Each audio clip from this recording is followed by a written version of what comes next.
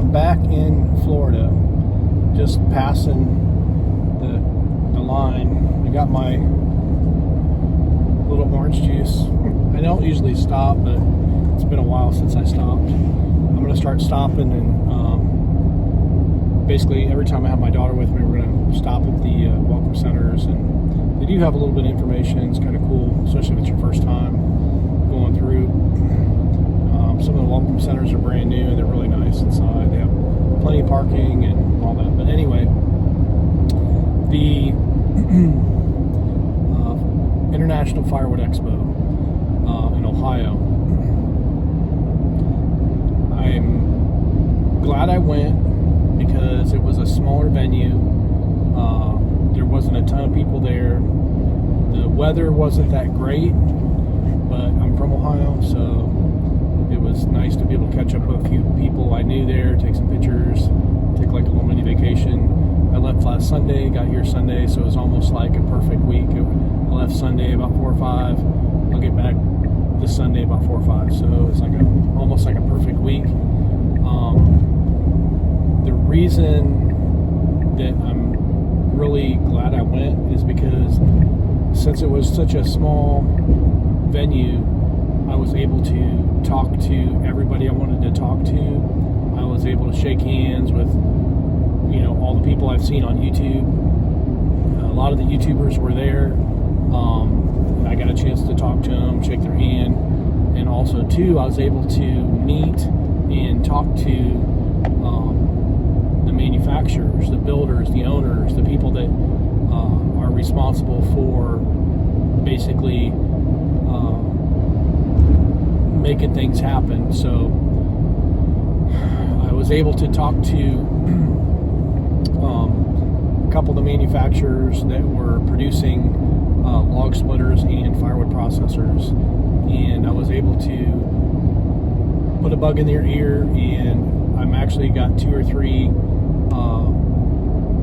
vendors that are actually looking seriously at implementing electric motors in their processors and in their log splitters.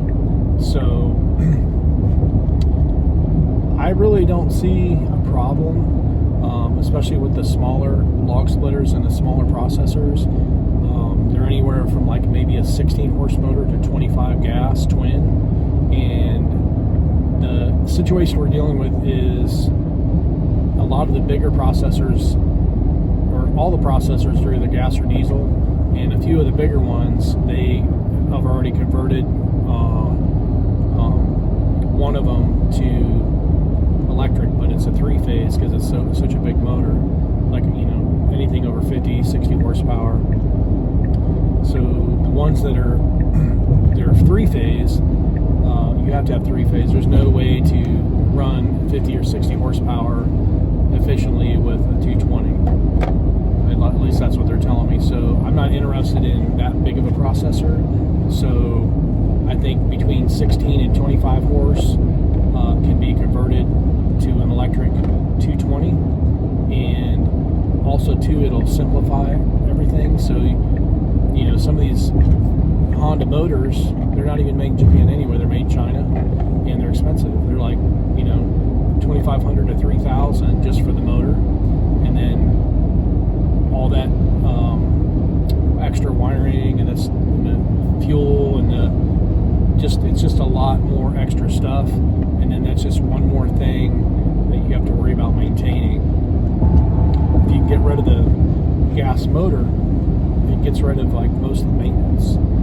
So, and also too, the reliability, because if you don't run it constantly all the time, eventually that motor is going to start breaking down. Also too, if you have to replace that motor, it's a lot easier just to swap out and put a new electric motor on there. And electric motor, as long as it's covered, it's going to last for many years with no problem. Also too, it's going to be a lot quieter, more efficient. You're never going to have to run to the gas station to get fuel. I think just overall, and also too, we don't move our processor. It'll be in one spot. And also too, I can plug it in if I have to my truck. So if I did ever move it, I need a process on site, I can just plug it into my 220 on my truck. So